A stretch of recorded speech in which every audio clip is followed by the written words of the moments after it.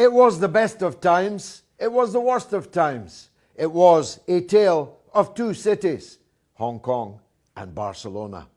When hundreds of thousands of people protested on the streets of Hong Kong, they were democracy protesters, freedom fighters only.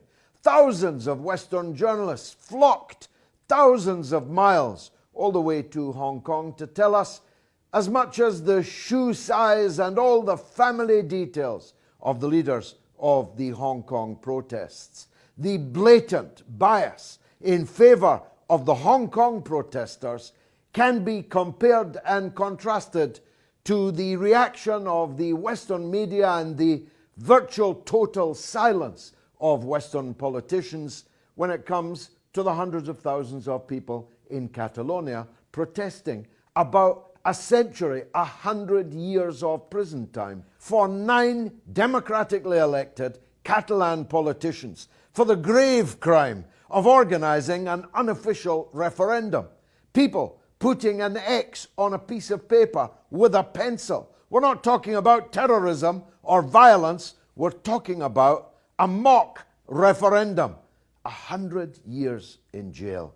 For the avoidance of doubt, I'm not a supporter of Catalan separatism, but I'm even less of a supporter of the brutal repression of peaceful protesters in Catalonia and the imprisonment of political opponents in what is supposed to be a democratic society. The British media, British political class, has been absolutely silent about the outrages taking place every day in Barcelona, in Catalonia. The European Union, that great fortress of freedom and democracy, is struck dumb by what's happening in one of its most important member states. Whilst the entire world has striven might and main to turn the Hong Kong protests into a ramp against China. And the reasons are obvious. They want to weaken China. Any subject will do, from the Dalai Lama through the Muslim question in Xinjiang, through Falun Gong, anything that they can find to divide and weaken China and slow its progress.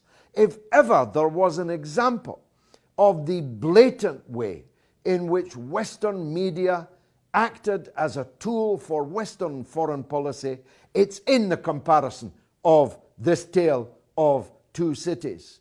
These people have the gall to denounce other broadcasters as state broadcasters, as biased broadcasters, when they themselves have become, if they were not always so, merely a weapon in the hands of the ruling elites in their own societies.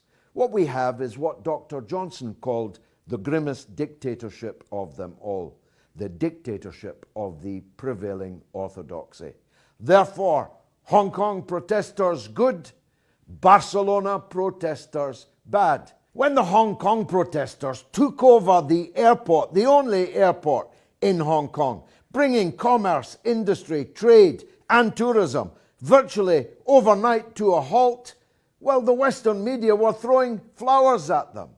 And the Hong Kong police not only did not respond with violence, but were met with violence from the protesters. But still the politicians and the media supported the hijacking of the national airport in Hong Kong.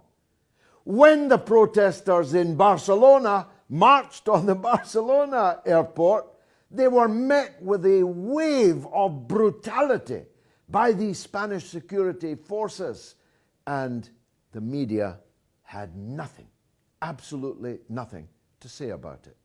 And as for the yellow vests in France, don't get me started. They don't even exist. Dozens of people have had their eyeballs shot out. 10 people have lost their hands in the hail of rubber bullets, truncheons, CS gas, and the frankly unparalleled ferocity of the French CRS anti-riot police. A tale of two cities, it could be a tale of 3 cities or more.